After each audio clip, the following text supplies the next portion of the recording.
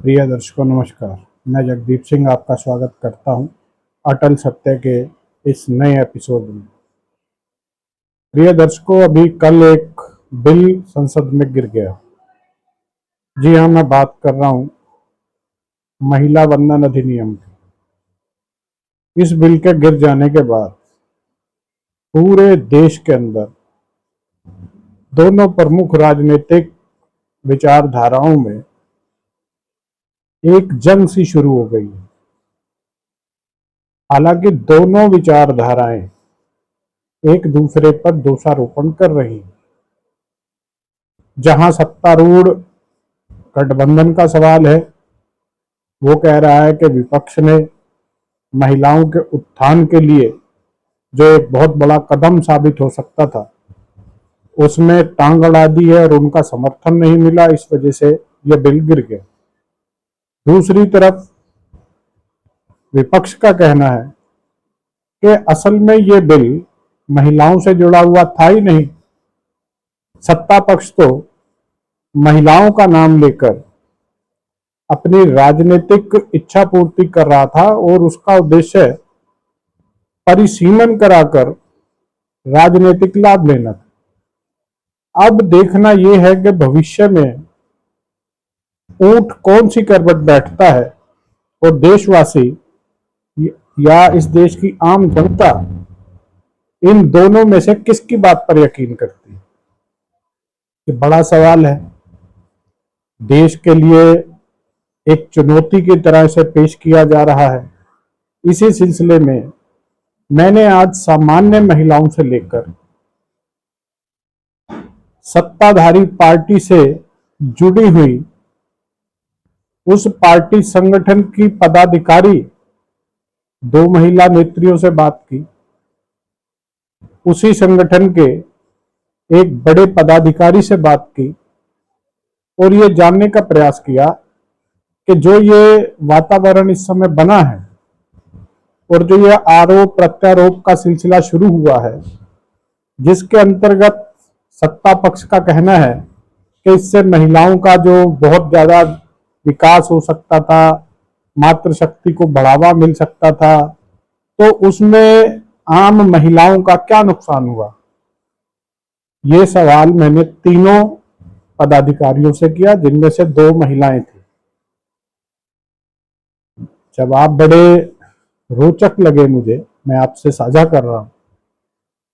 एक महिला नेत्री का कहना था कि इससे आम महिला का कोई लेना देना नहीं। उन्होंने बड़ी ये समझे बेबाकी से अपना पक्ष रखा। हालांकि साथ में यह भी निवेदन किया कि मैं संगठन से जुड़ी हुई हूं, इसलिए मैं अपना नाम डिस्क्लोज नहीं कर पाऊंगी, कैमरे के सामने ये बातें नहीं कह पाऊंगी। लेकिन उनका साफ कहना था कि इससे कोई लाभ आम महिला को मिलने वाला नहीं है और किसी आम कार्यकर्ता, जो महिला कार्यकर्ता है, उसे भी कोई बहुत बड़ा राजनीतिक लाभ इससे नहीं मिलेगा। हाँ, उनका ये कहना अवश्य था कि इस अधिनियम के आने से जो पहले से ही राजनीतिक बैकग्राउंड रखने वाले प्रभावशाली बड़े नेता हैं, उनके परिवार की महिलाओं के लिए ये एक बहुत बड़ा, ये कह सकते हैं आप कि जैकपॉट उनके लिए ये बन सकता था। और संसद में इसके गिर जाने से वो जैकपॉट उनके हाथ से निकल गया।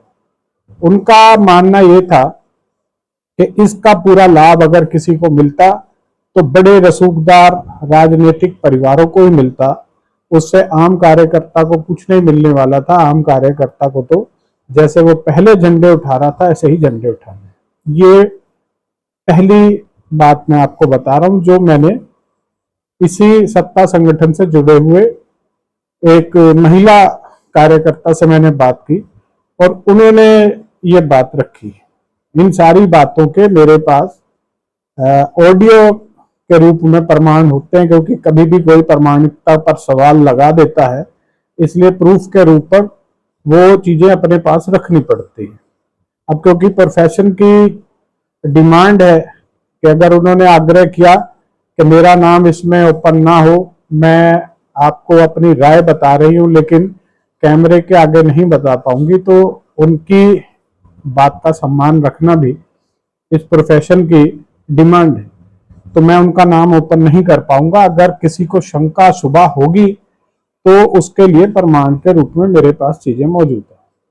अब बात करते हैं जो दूसरी महिला नेत्री जिनसे मैंने बात की, उनका कहना था कि ये बड़ा लाभदायक सिद्ध होने जा रहा था और विपक्ष ने इसमें नकारात्मक भूमिका निभाई है और उनकी नकारात्मक भूमिका की वजह से जो लाभ मिल सकता था महिलाओं को वो छिन गया। अब मैंने फिर उनसे भी यही सवाल किया कि इससे आम घरेलू महिला को क्या लाभ हो सकता था।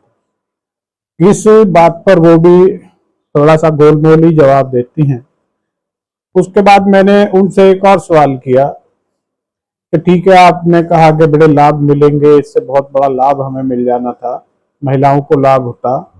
मैं मानता हूं सारी बातें, ऐसा जो आप कह रही हैं मैं उससे डिसएग्री नहीं करता, लाभ मिलता अगर ये आ जाता, लेकिन ये पारित क्यों नहीं हो पाया?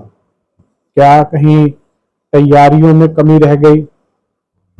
रणनीतिक कोई मामला ऐसा रहा कि सत्ता पक्ष का पिछले 12 सालों में पहली बार बिल गिर गया? तो कहीं रणनीतिक कमजोरी है, कोई प्लानिंग में कोई चूक हुई? तो उसमें उनका कहना था कि नहीं, प्लानिंग में चूक नहीं हुई, इसमें विपक्ष की भूमिका ही नकारात्मक रही।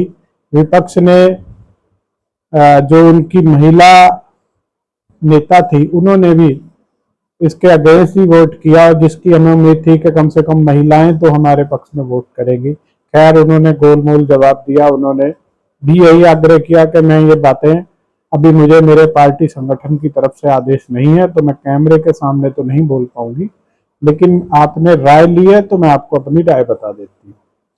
उनकी बात का भी मैंने सहसम्मान उनका धन्यवाद करते हुए उनसे वादा किया कि आपका नाम मैं नहीं लूंगा।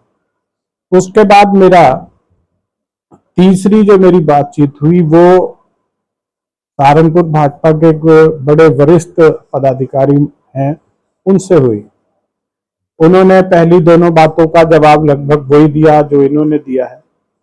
तो उनसे जो सवाल था उन्होंने बड़े सुलझे हुए शब्दों में सारी चीजों को विपक्ष पर डाला, क्योंकि बड़े सुलझे हुए नेता के रूप में वो अपने आप को तैयार कर रहे हैं और हैं भी। तो उन्होंने नपे तुले शब्दों में सारी चीजें विपक्ष पर डाल दी और फिर लास्ट में आकर मैंने उनसे जो सवाल पूछा वो यही था कि अगर ये इतना महत्वपूर्ण बिल था, इससे इतने बड़े लाभ होने थे, तो कहीं आंकलन में कमी रही क्या? क्योंकि आप ही के लोग बता रहे हैं कि हमारे पास 298 की फिगर थी और अगर इसे पारित करवाना था 543 का, अगर पूरा एवरेज निकाले तो 360 वोट आपको चाहिए थी।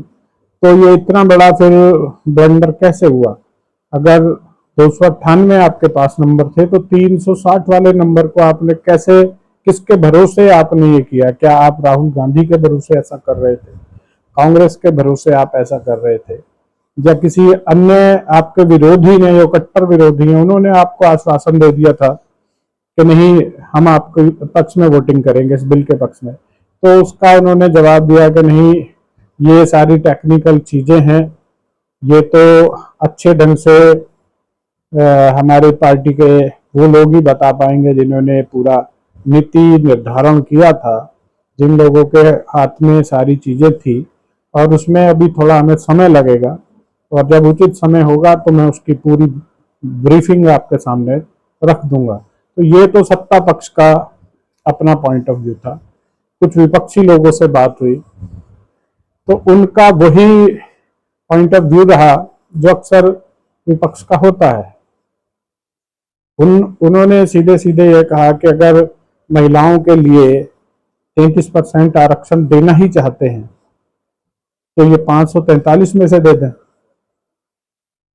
अगर 543 में से ये आरक्षण दे देंगे तो इन्हें कौन रोक रहा है? ये दें अगर वही करना है तो। तो उनका आगे ये कहना था कि अगर 850 सीटें ये करना चाहते हैं तो उसका कारण ये है कि ये उसकी आड़ में परिसीमन करवाना चाहते हैं और परिसीमन करवा के राजनीतिक लाभ लेना चाहते हैं।